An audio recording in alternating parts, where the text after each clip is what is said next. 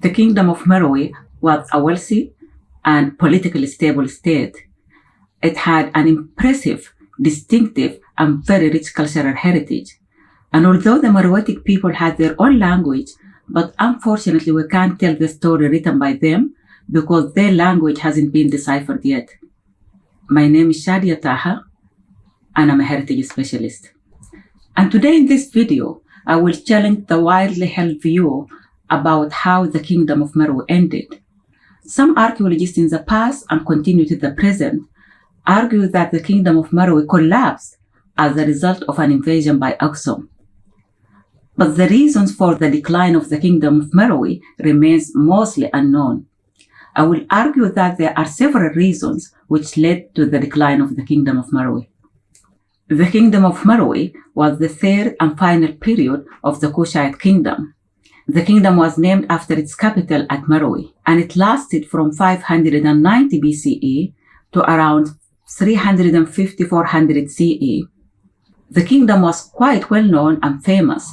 Herodotus wrote about Meroe in 450 BCE. It was also well known to medieval travelers and writers. The Kushites moved their capital from Nabta, near the 4th Nile Cataract, to Meroe, near the 5th Nile Cataract.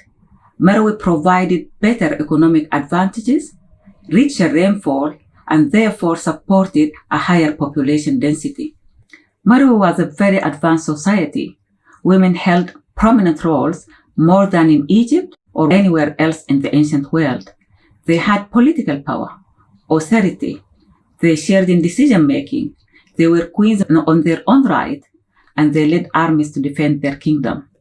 It was estimated that the city of Meroe held 25,000 inhabitants, and archaeological evidence showed remains of streets and buildings of what was a very large city. There was a royal city, palaces, temples, pyramids, and a quay on the river bank, and they were heated baths with piped hot water. The Meroitic people had the skill to manage water resources.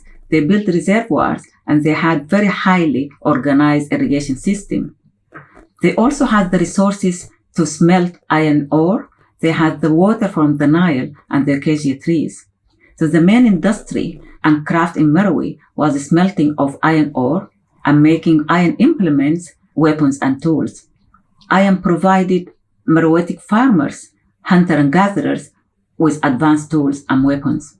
So the use and development of iron is partly responsible for the kingdom's success, wealth, and growth. The huge number of furnaces discovered at Meroe is an evidence of the enormous size of the industry. The wealth of the kingdom and its subjects was equivalent to the Industrial Revolution in Europe. At that time, iron was one of the most important metals in the world, and Meroitic metal workers were among the best. International trade included iron implements, gold, ivory, jewelry, textile, ceramics, incense, and other items. In addition, Meroe's wealth was also based on trade and commerce, and especially in the 2nd century after the introduction of the camel to Africa. There was a flourishing of trade and caravan routes which connected Meroe to the Red Sea and the rest of Africa. And international trade partners included Africa, the Mediterranean, India, China, Greece, and Rome. Archaeological evidence and literary sources confirm that Meroe was at the junction of a number of caravan and trade routes. The theory of an invasion by Axum was based on an inscription written in Greek. The inscription was found by villagers in Meroe and is now kept at the Sudan National Museum. It was translated by the British linguist Says, but the inscription itself only had 14 lines. The edges are quite damaged, and the original length and width of the inscriptions is not known. The name of the king is not known, and it's only the title, the King of Axumites and Hemorrhoids. Says published his translation in 1909, but re-examination of his translation by successive scholars shows that Say's translation and addition to the text included many mistakes. So how did the Kingdom of Meroe end? I'm not going to use the term collapse because collapse implies a sudden end. And instead I will use decline because the Kingdom of Meroe gradually and slowly declined. There are multiple reasons, among them environmental degradation, because the Meroitic people overused the forest for iron smelting, which led to soil erosion, deforestation, desertification, and as a result, the soil lost its fertility and became agriculturally unsustainable. Also, the Kushites lost more revenues because the caravan route, which used to use the Nile Valley route, started to use other routes which are not part of the Kushite kingdom. And as a result, the Kushites lost out in economic benefits and revenue opportunities.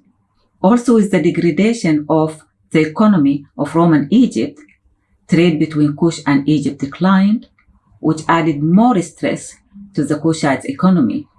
There was a decline of traditional industry, and by that time, the Kushites were so exhausted with the constant war with Roman Egypt.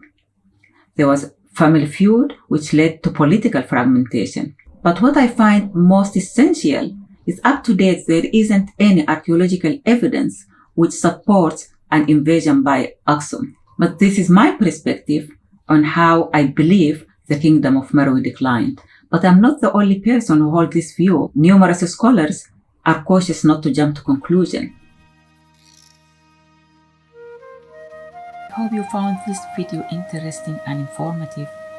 And if you'd like to know more about how the Kingdom of Meroe ended, please click on the other videos in my channel.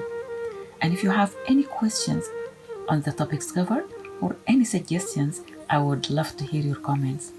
Finally, if you have enjoyed watching this video, please like it and subscribe to my channel.